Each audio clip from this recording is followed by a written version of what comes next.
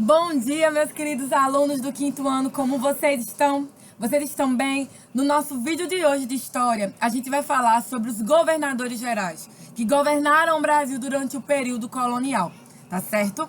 Então, vamos começar com a chamada e aí a gente dá continuidade à nossa aula.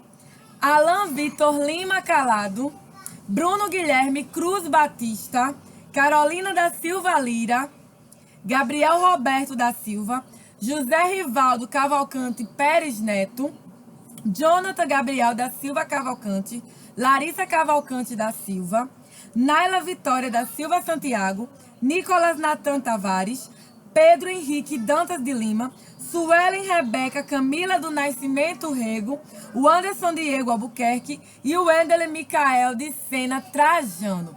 Então vejam, eu gostaria que vocês, abrissem o livro de História na página 35, onde a gente vai começar a falar um pouco sobre os governadores gerais, tá? Então lembre que a gente veio de um período que a gente falou das capitanias hereditárias, tá certo? Tá? Falamos da importância do porquê foi criadas as capitanias hereditárias. E agora a gente vai falar sobre os governadores gerais. Então tia Carla vai começar a leitura e as considerações. Então vejam, as capitanias não deram certo. Por que as capitanias hereditárias não deram certo? A gente tem alguns motivos específicos para isso. Primeiro, que a comunicação com Portugal era muito difícil. Coisa de meses. Da Bahia até Lisboa eram 2 meses até que chegasse a caravela ali e a informação conseguisse chegar ao rei. Poucos recursos para governar aquelas capitanias, para cuidar daquelas capitanias. Foi um dos motivos também que fizeram com que as capitanias hereditárias não dessem certo. Vejam só, o rei de Portugal decidiu criar uma nova forma de governo e em 1548 criou o governo geral.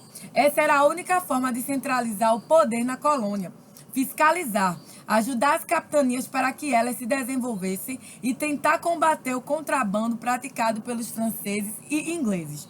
A sede do governo geral foi instalada na Baía de Todos os Santos. O primeiro governador geral foi Tomé de Souza, que chegou em 1549 e fundou a cidade de Salvador, a primeira capital do Brasil. Com ele vieram soldados, famílias e colonos jesuítas, chefiados pelo padre Manuel de Nóbrega, um ouvidor-mor, que cuidava da ordem da justiça, um provedor-mor, que cuidava do dinheiro, e um capitão-mor, encarregado de organizar a defesa do litoral. Então vamos voltar, presta atenção. Governador-geral, tá certo? Era aquele que ia governar o território por um período em nome do rei de Portugal. Então vejam, essa foi a única forma que o rei de Portugal conseguiu achar para tentar administrar aquelas terras depois que o processo de capitanias hereditárias não deu certo. Então a gente vai ter como primeiro governador geral do Brasil, Tomé de Souza, que chegou em 1549 aqui e fundou a cidade de Salvador. Então vieram com ele soldados, famílias, colonos, né? Vieram com ele pessoas que saíram de Portugal para morar aqui no Brasil, para colonizar o Brasil. Então, também vieram jesuítas que foram chefiados pelo padre Manuel da Nóbrega, um ouvidor-mor, que cuidava da ordem da justiça em nome do rei de Portugal, um provedor-mor, que cuidava do dinheiro, presta atenção, e um capitão-mor, que cuidava da defesa do litoral. Ouvidor-mor cuidava da ordem da justiça em nome do rei. Provedor-mor cuidava do dinheiro e capitão-mor cuidava do litoral, tá certo? Para defender o litoral de possíveis invasões. Coisa que acontecia muito, que a Carla já falou isso aqui. Tomé de Souza ficou como governador-geral de 1549 a 1553. Ele iniciou a catequese indígena pelos jesuítas e criou o primeiro bispado no Brasil. Então, do qual Dom Pedro Fernandes Sardinha foi o primeiro bispo. Também foi responsável por incentivar as entradas, expedições que procuravam capturar índios e buscar minérios no interior do Brasil. Trabalhou na fortificação do litoral e influenciou na agricultura pecuária, ou seja, Tomé de Souza, ele foi muito influente nesse período. Ele trouxe grandes mudanças para cá, para o Brasil, que naquela época era colônia de Portugal. Vale salientar que os índios naquela época eram catequizados, tá? E ele foi responsável por trazer junto com eles o bispo, por trazer padres, né, para ficar no Brasil, para catequizar os índios, né, os nativos, que não conheciam a religião cristã, né? Eles eram politeístas, acreditavam em vários deuses, deuses da natureza, e eles passavam por esse processo de catequização, tá certo? Os indígenas. Também foi responsável Tomé de Souza por incentivar as entradas. O que seria isso? A busca por novas extensões territoriais, por novas riquezas, lugares que até então não tinham sido descobertos por Portugal no território do Brasil. Tá certo? Então as entradas foram aquelas expedições que entravam, que desbravavam aquele território do Brasil que até então não tinha sido desbravado. Tomé de Souza, aqui na página 35, e José de Anchieta, né? O bispo. O bispo José de Anchieta.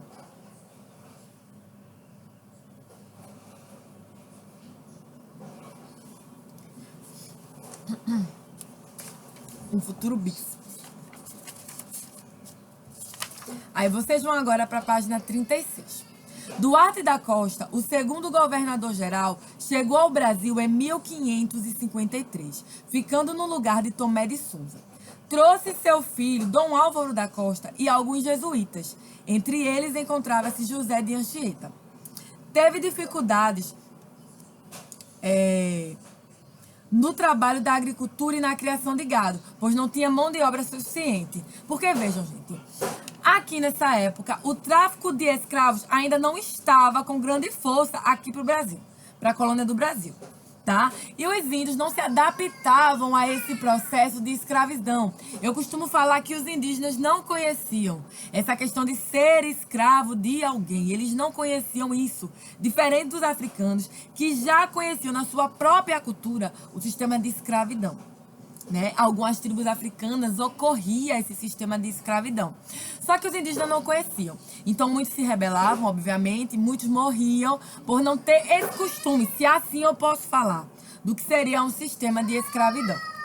Então, chega um período em que Tomé de Souza não tinha mão de obra suficiente para trabalhar ali naquela terra, para criar o gado, para cultivar a terra. Então isso começa a gerar alguns impasses, tá bom? Então vamos lá. Seu filho, Dom Álvaro da Costa, passou então a escravizar indígenas para que trabalhassem na agricultura e na pecuária, gerando desentendimento com o bispo Dom Pero Fernandes Sardinha. Por quê? Porque o bispo não queria que os indígenas, né, se transformassem em escravos. Ele queria catequizar. Então não era interessante para o bispo que aqueles indígenas se transformassem em escravos. Que não concordava com suas atitudes. O bispo foi chamado a Portugal para explicar o que estava acontecendo na colônia, mas seu navio naufragou e todos foram devorados por indígenas antropófagos do litoral de Alagoas. O que isso quer dizer? Gente, tem até um filme, tá? É porque esse filme que Tia conhece é chamado 1530. É um filme onde mostra, de fato, essa questão dos indígenas praticando canibalismo. Antropófagos eram indígenas que se alimentavam, tá certo, de carne humana, tá? E eles existiam tanto aqui no território brasileiro quanto na América Latina. Eles existiam, eles tinham essa cultura. E nesse filme que eu tô falando pra vocês, retrata essa questão do bispo saindo daqui do Brasil e indo para Portugal. Só que ele acaba sofrendo naufrágio e tendo seus restos mortais, né, seu corpo devorado por esses indígenas, né? Então, assim, é um filme muito que tenta retratar esse acontecimento. E como mostra essa questão de antropofagia, onde os indígenas se alimentam da carne humana, por isso que eu não vou botar para vocês aqui, mas ele retrata muito essa questão. E eu, quando tô pesquisando, eu tô estudando sobre esses conteúdos, eu sempre tento buscar várias fontes, fazer outras leituras, para a gente ter uma informação maior sobre esses fatos que aconteceram, tá certo? Então, vale salientar que não era só no litoral de Alagoas que se tinham índios que praticavam canibalismo, gente. Não era só. Só que, óbvio, existiam indígenas que também não praticavam. Só que os do litoral de Alagoas que praticavam acabavam por se alimentar de carne humana e esse fatídico naufrágio que acometeu a caravela que levava o bispo Dom Pedro Fernandes acabou por serem devorados, né, depois do naufrágio, seus restos mortais, por esses indígenas. Porque quando um naufrágio acontece, os tripulantes, a tripulação, não sei se vocês já assistiram a algum filme que mostra o naufrágio, mas o corpo das pessoas vai boiando. Vai boiando e a maré leva, né? Então, foram trazidos para a praia e acabaram sendo devorados. Até que conseguiram sobreviver. Acabaram sendo devorados, então todos morreram. Outros problemas enfrentados por Duarte da Costa foram a invasão dos franceses no Rio de Janeiro, em 1555, onde fundaram um povoado e a Confederação dos Tamoios. Gente, marquem esse nome, Confederação dos Tamoios. Vocês vão ouvir falar muito desses nomes ainda. Movimento organizado pelos índios tamoios contra os portugueses. Foi ainda no governo de Duarte da Costa que no dia 25 de janeiro de 1554, alguns jesuítas, atravessando a Serra do Mar, fundaram no Planalto de Piratinga um Colégio de São Paulo de Piratinga, que deu origem à Vila de São Paulo, hoje cidade de São Paulo. Lembrando que todo esse território aqui era o que no passado foi a capitania de São Vicente. Nunca esqueçam disso, desse marcado, porque eu já vi até questões do Enem, vou dizer. Vocês não vão fazer Enem agora, óbvio, né? Só que eu já vi questões do Enem, que falava sobre essa questão da localização de São Paulo, que no passado foi no Rio de Janeiro, foi em São Paulo, de São Vicente. E que hoje... deixa eu voltar, que eu me enrolei, veja só. No passado, o território de São Paulo foi a capitania de São Vicente. Só que eu já vi questões de Enem, na parte de história, onde dava uma alternativa que falava assim, capitania de São Vicente, localizada no território do Rio de Janeiro, localizada no território de São Paulo, localizada no território da Bahia. Marca o X na resposta correta. Aí vocês sempre lembrem disso, tá certo? Foi São Paulo. São Vicente, que hoje é São Paulo, tá? Em 1558, Duarte da Costa voltou a Portugal e chegou à Bahia para substituí-lo, o terceiro governador-geral, Mem de Sá. Então, veja, o primeiro foi Tomé de Souza. O segundo foi Duarte da Costa. Também não confundam Duarte da Costa com Duarte Coelho. Duarte Coelho foi o donatário da capitania hereditária de Pernambuco. Duarte da Costa foi o segundo governador-geral, que tinha como responsabilidade governar todo aquele território. E o terceiro foi Mem de Sá. Assim, dos três governadores gerais, o que eu acho que mais fez pelo Brasil naquele período foi Tomé de Souza. Acho que o primeiro, na minha opinião, foi o que mais fez, eu acredito. Porque foi o que trouxe, né? Que deu início, o pontapé inicial, que preparou a base para que os outros dois tivessem um apoio para dar prosseguimento a seu trabalho. Aí vejam, Mem de Sá governou até 1572. Ouvindo os conselhos de Padre Manuel de Nóbrega, também guardem esse nome, que Padre Manuel de Nóbrega é muito importante nesse período.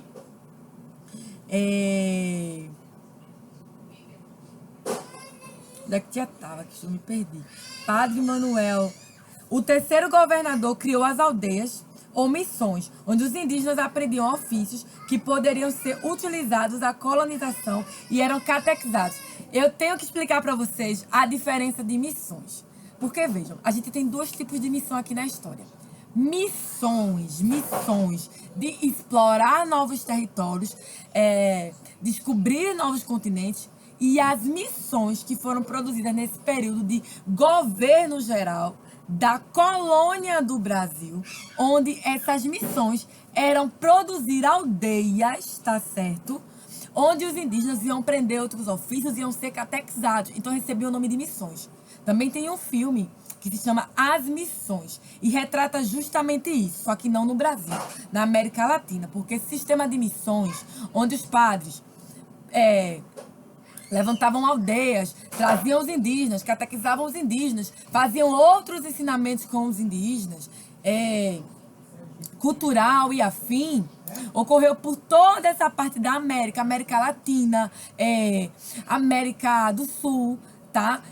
Então, missões de desbravar novos continentes e missões que era o processo de construir aldeias, onde os indígenas eram colocados ali, nessas aldeias feitas pelos brancos, pelos portugueses, com grande apoio da igreja, tá? Da igreja católica, porque estava com a finalidade de catequizar aqueles habitantes, tá? Então recebeu o nome de missões, não confunda. E também tem uma coisa que eu queria dizer a vocês. A gente vê muito espalhado por todo o território do Brasil muitas igrejas, muitas capelas. Por que muitas igrejas e capelas? Igrejas e capelas católicas, tá? Porque a gente vê muito isso em estilo barroco, em estilo rococó, igrejas que tinham altar de ouro. Por que a gente vê isso? Porque era cultural, tá certo? Até porque Portugal é um país cristão, um país católico, né? Assim, era católico, né? Estado laico e tal, mas tinha como principal base o catolicismo, era cultural, que naquela época, século XVI, aonde o reino de Portugal tivesse colônia, que os padres, os jesuítas fossem, que o bispo fosse na sua colônia, eles levantaram a igreja. Porque aí, a igreja cristã católica estava demarcando aquele território pertencente à igreja. Vejam isso que acontecia. Por isso que a gente vê muitos lugares no Brasil que tem uma presença muito grande de igrejas. Porque tinha essa finalidade de demarcar territórios onde ali a igreja estava fazendo, a igreja cristã, católica, estava fazendo a catequização, a conversão de indígenas que eram politeístas, que acreditavam em vários deuses, em cristãos catolicistas. Era isso que acontecia naquele período. Por isso que a gente vê uma presença muito marcante de jesuítas, de padres e de bispos nesse período, que vieram para cá nesse período colonial, tá certo? Estamos falando do século XVI, 1530, século XVI e por aí vai. Não estamos falando da atualidade. Estamos falando do século XVI, de 1530 até 1572, tá bom? Em 1563, Mendes Sá, auxiliados pelos padres Manuel da Nóbrega e José de Anchieta, conseguiu expulsar os franceses da Confederação do Tamoio, movimento organizado no governo de Eduardo da Costa. O que esse movimento queria dizer? A gente ia ter a junção, né? Governador-geral, dos padres que estavam aqui com esse processo de catequização, colonização, para defender o território de possíveis invasões. E os franceses, na época, invadiam muito. Queriam ter o domínio daquele território. Página 37. Para expulsar os franceses da Baía de Guanabara, Mendes Sá foi auxiliado por seu sobrinho Estácio de Sá, que, a 1º de março de 1565, fundou, próximo ao Pão de Açúcar, a cidade de São Sebastião, destinada a abrigar suas tropas, o que deu o nome de Forte de São Sebastião, do Rio de Janeiro. Mas em combate com os franceses, Estácio de Sá morreu e Mendes Sá transferiu o povoado para um lugar mais seguro, que deu origem à atual cidade do Rio de Janeiro. Então aqui a gente tem algumas colocações que eu peço que depois vocês deem uma olhada. Tá certo? E aí vocês vão fazer para casa a página 37, a página 38 e a página 39, tá? Eu vou ler aqui para vocês essas colocações. Em 1567, os franceses foram derrotados pelo governador-geral e abandonaram a Baía de Guanabara. Depois de 14 anos de governo, Mendes Sá faleceu no Brasil, enquanto aguardava a chegada do seu sucessor. Em 1572, entretanto, Dom Sebastião, rei de Portugal, dividiu o Brasil em 2 governos, o do Norte e o do Sul. O governo do Norte teve por sede a cidade de Salvador e foi governado de 1573 a 1578 por Luís de Bitque de Almeida. E o governo do Sul teve por sede a cidade do Rio de Janeiro, sob o governo de Antônio de Celema. Salema, que governou de 1574 a 1578. Então, como tia falou, vocês vão fazer a página 37, a página 38 e a página 39. São questões sobre esse conteúdo que tia falou aqui pra vocês, tá? Qualquer dúvida, coloca aqui nos comentários da plataforma. Eu espero que vocês tenham gostado do nosso vídeo de hoje. E é isso, meus amores. Um beijo, olha, um cheiro e até a nossa próxima aula, tá bom? Até amanhã, se Deus quiser. Tchau, meus amores do quinto.